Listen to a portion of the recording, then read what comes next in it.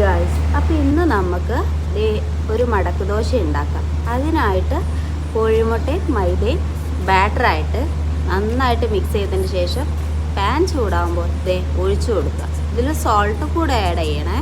എന്നിട്ട് നന്നായി വട്ടത്തിൽ പരത്തിയെടുക്കുക. പരത്തിയ ശേഷം നമ്മൾ പാൻ ഒന്ന് ചൂടാകാൻ വേണ്ടിയിട്ട് വെയിറ്റ് ചെയ്യുക കേട്ടോ. കുറച്ച് നേരം ഒന്ന് ഈ ദോശ ഒന്ന് ചൂടായിട്ട് തരണം. ചൂടായിട്ട് വരുമ്പോൾ നമുക്ക് പഞ്ചസാര ആഡ് ചെയ്യാം. നിങ്ങൾക്ക് ശർക്കര വേണമെങ്കിൽ അതും ആഡ് ചെയ്യാം. പിന്നെ അതിൻ്റെ കൂടെ തന്നെ തേങ്ങയും കൂടെ ആഡ് ചെയ്ത് കൊടുക്കാം. തേങ്ങ ആഡ് ചെയ്തതിന് ശേഷം നമുക്ക് കിസ്മിസും കാജു അണ്ടിപ്പരിപ്പ് അതുകൂടെ ആഡ് ചെയ്ത് കൊടുക്കാം. നിങ്ങൾക്ക് ഇഷ്ടമുള്ള ഡ്രൈ ഫ്രൂട്ട്സ് ആഡ് ചെയ്യാം. സൂപ്പർ ടേസ്റ്റ് ആയിരിക്കും.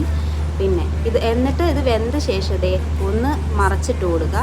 മറച്ചിട്ട് കൊടുത്ത് പ്ലേറ്റിലോട്ട് സെർവ് ചെയ്യാം. മസ്റ്റ് ട്രൈ ചെയ്ത് നോക്ക്. സൂപ്പർ ബ്രേക്ക്ഫാസ്റ്റും ആണ്. രാവിലെ പെട്ടെന്ന് നമുക്ക് സമയം കളയണ്ട, പെട്ടെന്ന് ഉണ്ടാക്കാം.